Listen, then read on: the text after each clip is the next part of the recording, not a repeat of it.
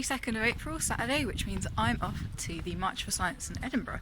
The March for Science is about tons of stuff all to do with science. So marching for changes in policy, marching for equal opportunities for everyone to enjoy STEM, not just scientists, and it's also a bit of a celebration. So I'm hoping to get some walking in, talk to some people and have a bit of a party at the end.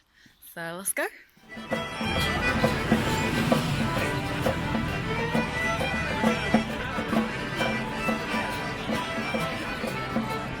I'm involved in Science March as an educator, as an ex-scientist, because I think science is for everybody. Whether it's the chemistry involved in making beer, all the way to, the trains that we live in, engineering, games, all to do with technology. And so it's really important for us to be marching today to show solidarity, to show that we do support evidence-based policies, we do support funding for research, which is so fundamental for the Scottish economy and for everyone in society. Hashtag I for Sci. Hashtag I for Sci. So why did you get involved with this today, this march? Well, I'm a scientist. I love science. It's really worrying what's going on in the States about having a world leader openly dismiss scientists and evidence and facts. And I think scientists really have an important job to do, and they need to be vocal about protecting science and making sure that science is something that is valued and respected. So I'm here. Why are you marching today, Rhiannon? Because I'm a scientist. I mean, considering cuts to funding and lack of evidence-based policy in government. Because it's important for policies to have good science. How much do you love science? Loads and loads and loads? Yeah.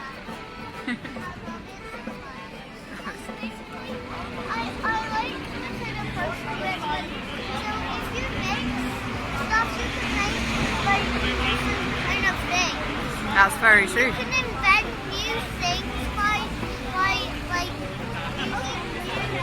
kind of science. Because we need to have a really good evidence base for all of our science policies, and we need to have support and funding for science, and we need to make sure that people know who does the science and that science is for everyone. For me, why are you here today?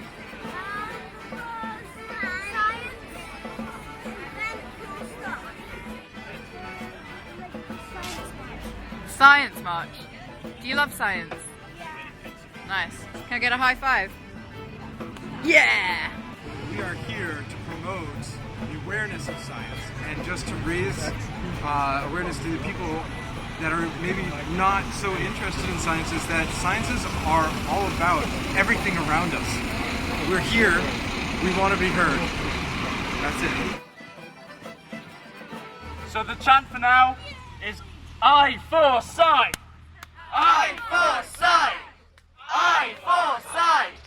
I for Sci! Let's go! I for Sci! I for Sci! I for Sci! I for Sci! I for Sci! We love science! We love science! We love science! We love science! We love science! We love science!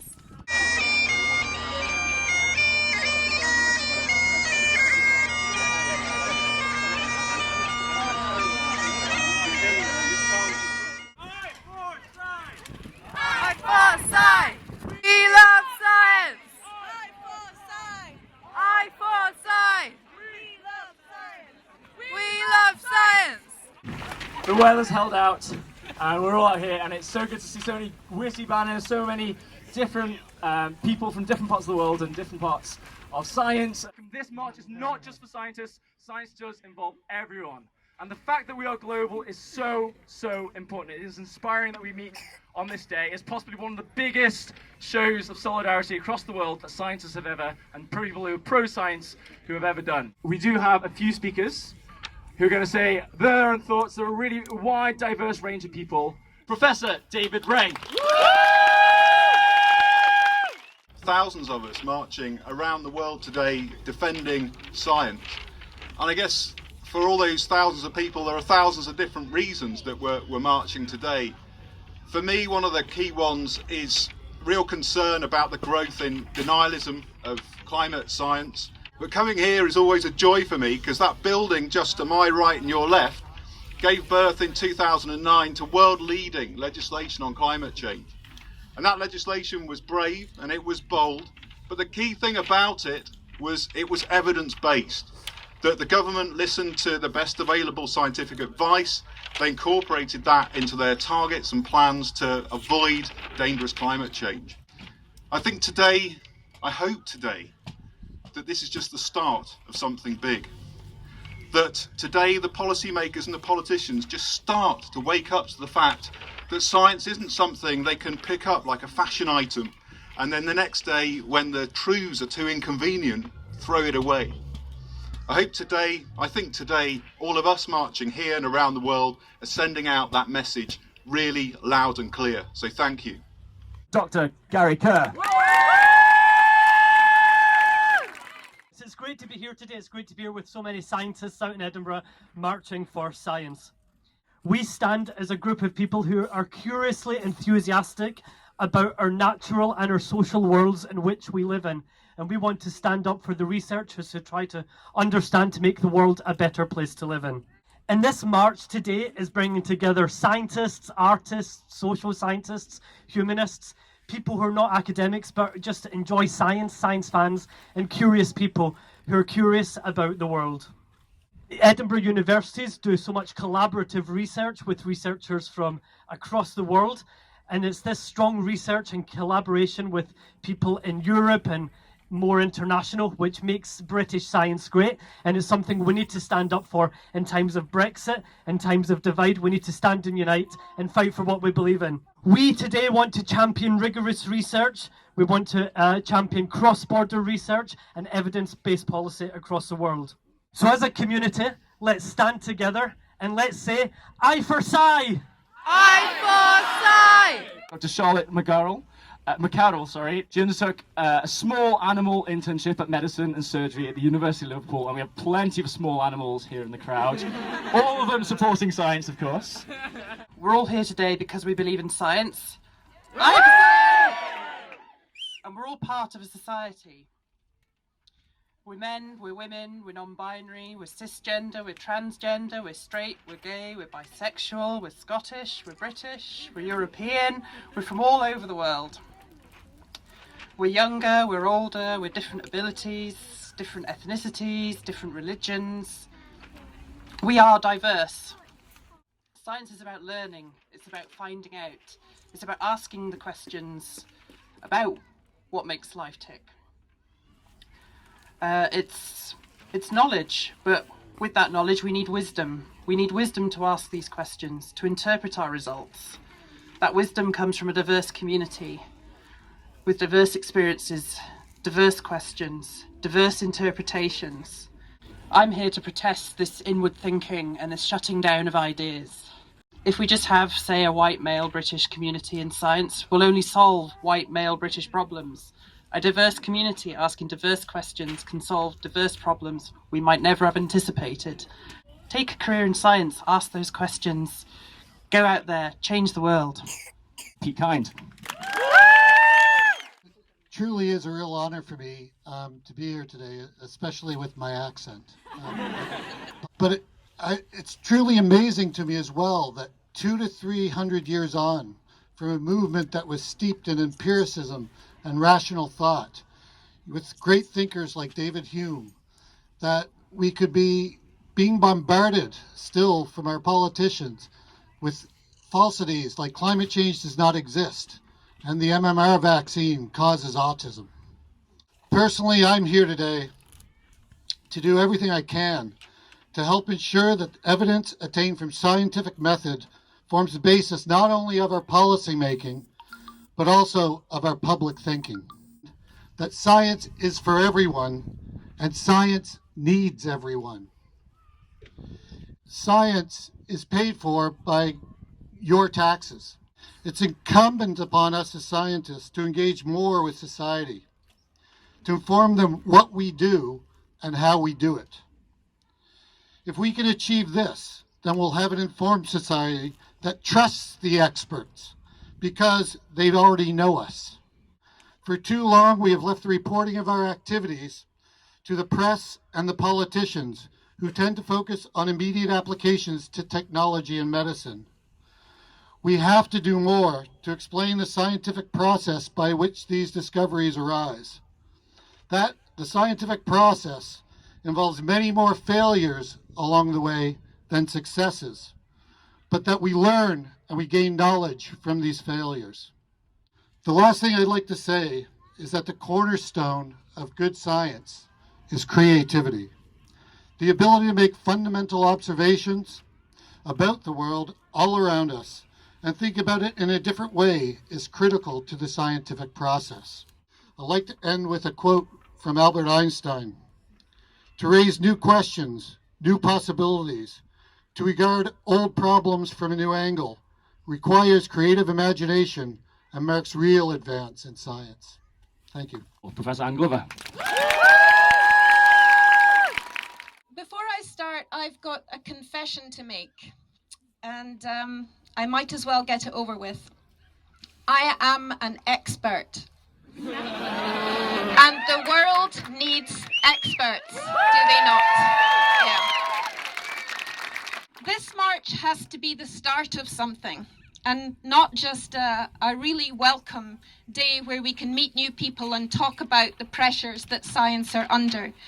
I think that what we have to do, and what we are doing, is fighting back against this so-called post-truth society, where evidence is seen as alternative or you don't really need it. But what you might ask is, what has science ever done for us? Okay, Sam, turn around and show everyone your posters. So this is what science has done for us. But, you know, whilst you're looking at it, it could be anesthetic, antibiotics, artificial hips, communication, transport, energy, safe water, safe food, you name it, and that's just the start.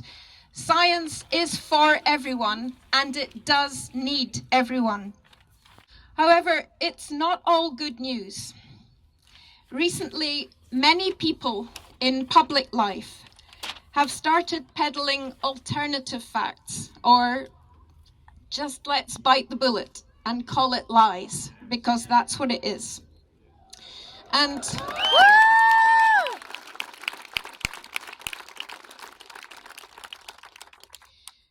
these marches are our way of saying no to alternative facts.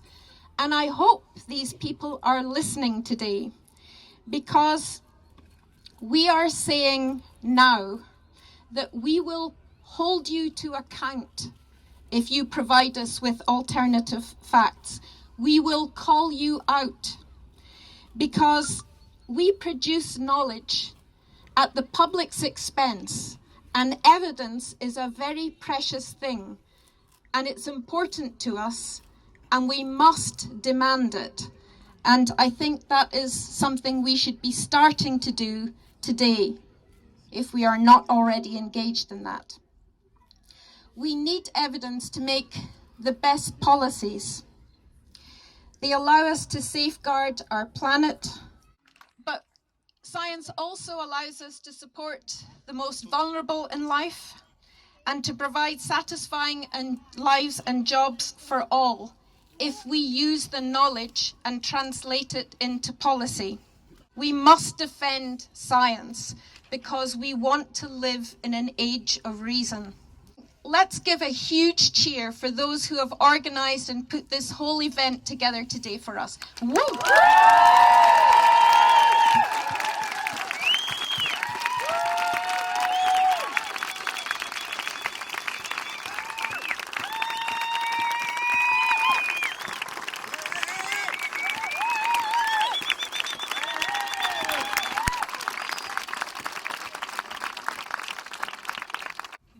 Remember that saying, not mine unfortunately, but we're all entitled to our own opinions. We're not entitled to our own facts, so ask for evidence. Thank you.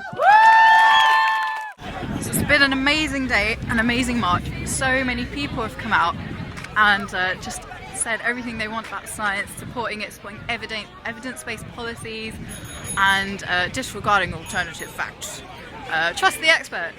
But what is every celebration without a party. Let's have a Ceilidh.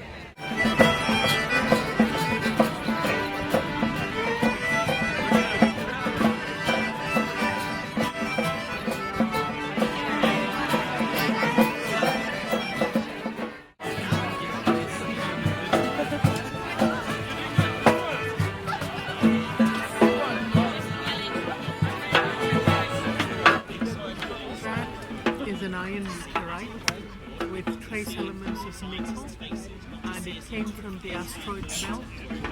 And it's very heavy. Very heavy.